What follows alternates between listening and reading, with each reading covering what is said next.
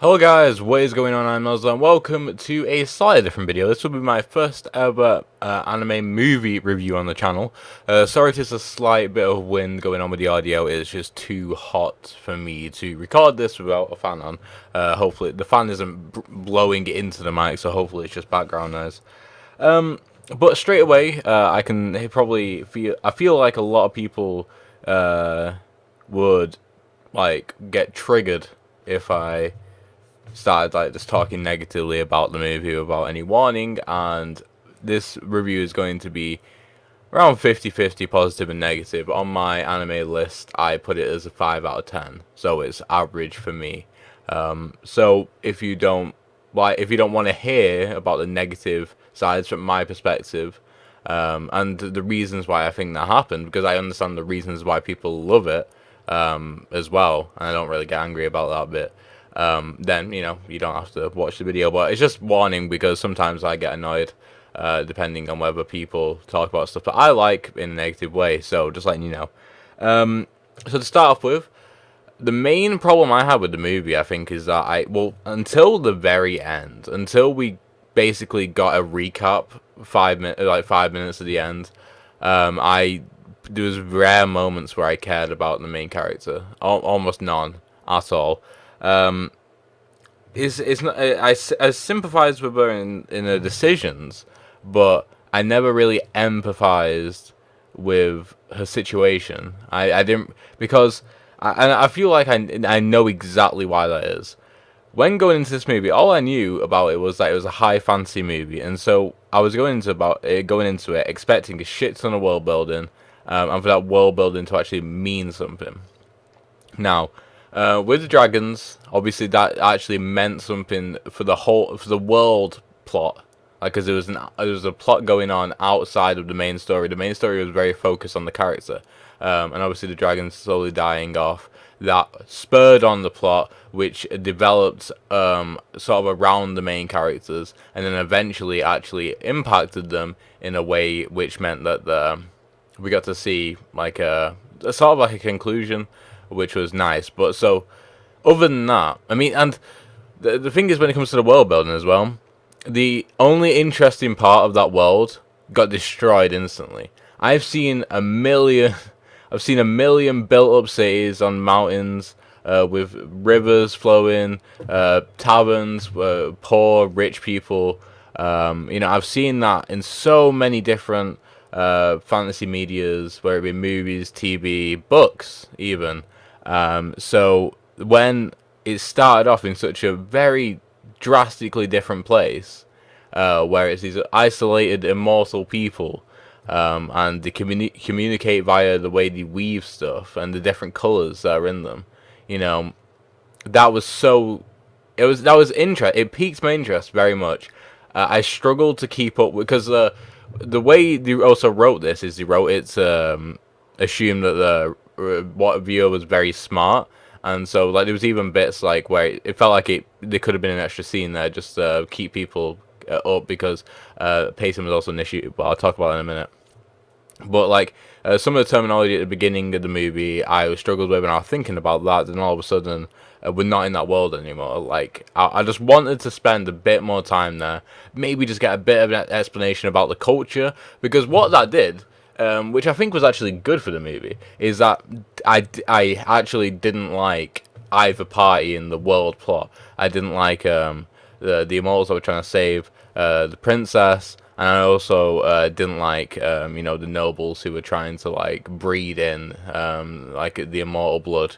I didn't really like either side.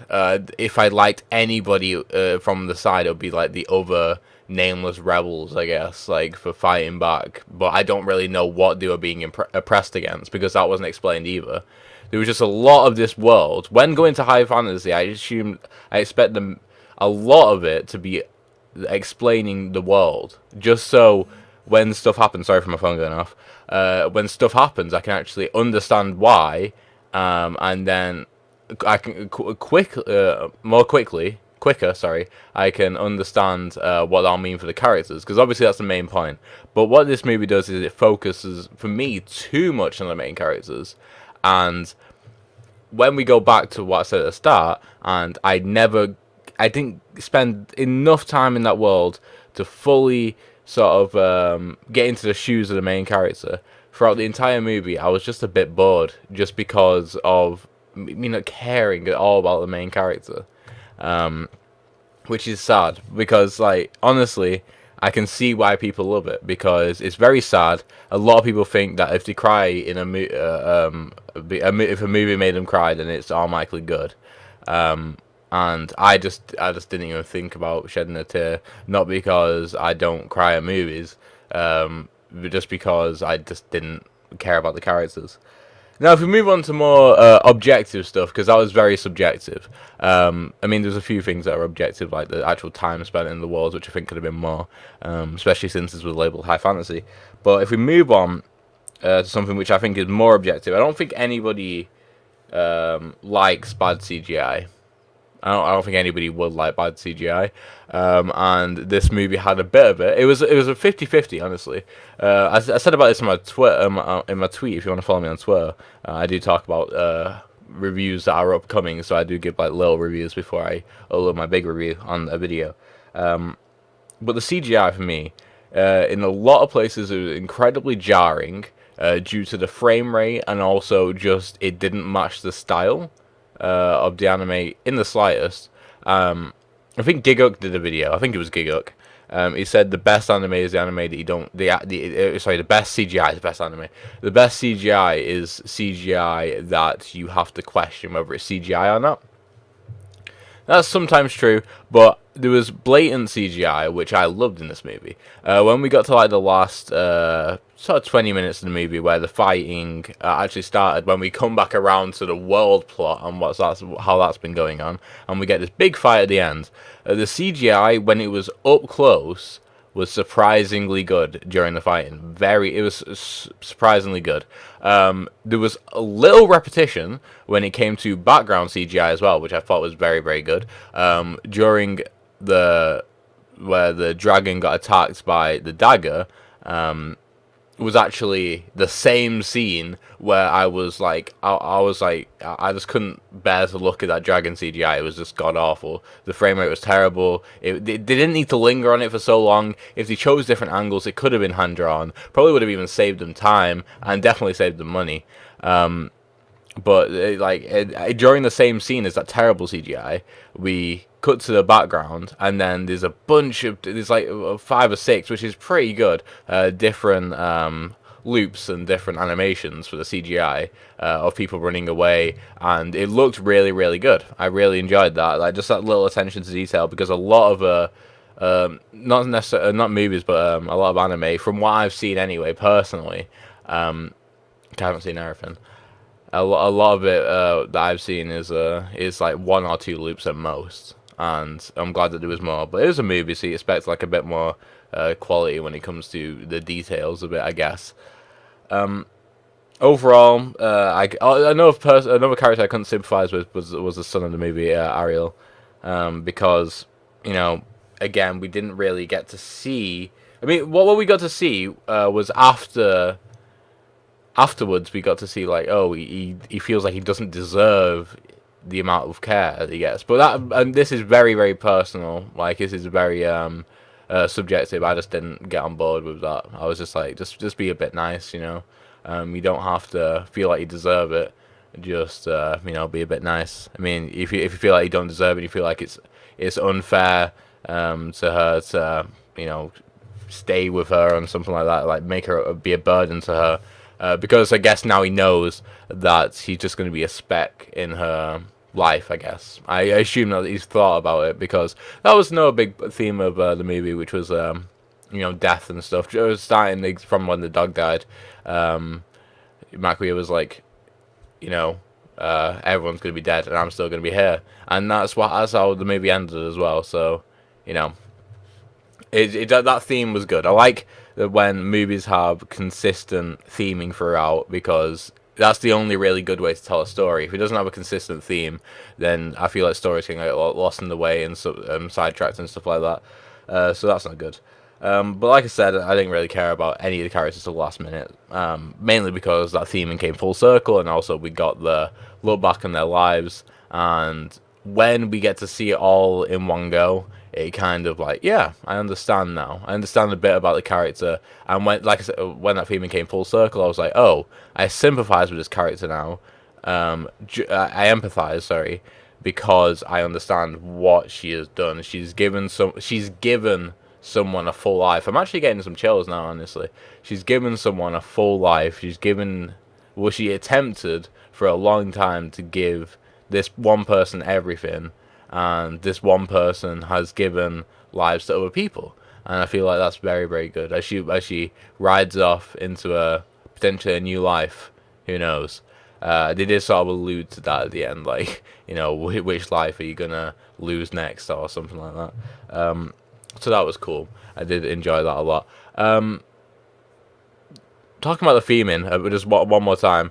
When we actually go to the art side, like the art was very consistent. Especially, I mean, like, everyone loves good art when it comes to like war and stuff like that. So that was cool. But there's a lot of spectacle at the beginning. Like I said, going back to the world they were in at the beginning, there was a lot of cool visuals there, and that was what it was marketed towards. And I feel like some people maybe going in to see like wanted to see a really pretty animation would be a bit disappointed with that, because the first 10 minutes it looked really, really cool, very serene, very calm, very beautiful, and then as the dragons set on fire, we obviously didn't get to see that world again, but then the world we were thrust into was very plain and very boring, which it makes sense story wise to tell. Like it does a very, very good job of like being like, yo, this person who seems very angelic is now thrust into this like dirty world, where her hair even changes from the pure white to sort of like the mud brown. And the whole art side of it was really cool. But like I said, people who were going into it expecting like something like super cool colors and art and the sort of serenity all around, would have been probably a bit disappointed with that. But yeah, that was just something I also noticed. I think that's it. I did have something else I wanted to say, but I can't really remember it right now. But it wasn't. I don't think it was too important. Just one more thing. The music was, for me, nothing to write home about. It was fine. It was swelling near the end. I do like a swelling score when it comes to recaps, and also just in general the end of movies. But the score for the rest of the movie, I can't tell. I mean, even the end. If someone played it, and being like, what is it? Say like a week from now, when obviously I'm not like, oh, you're just playing this because I said I won't remember it. Say like a week from now, someone just plays the song, and I'm like, I have no idea what that's from. That would definitely be me. But yeah, overall, pretty negative review. But there was some stuff. It was entertaining. More the second half of the movie was more entertaining, to be honest. As when the characters grew a bit, but it would have been like a 3 if it wasn't for how good the ending was, and then for the theming to come full circle, and for me to understand what the whole movie was about. Yeah, overall, it's a 5 out of 10. But yeah, that's going to be it for now, guys. So thank you guys for watching. Hopefully you enjoyed the video. Make sure to like, subscribe, and all good stuff. Like I said, follow me on Twitter, and I shall see you in the next one. Goodbye.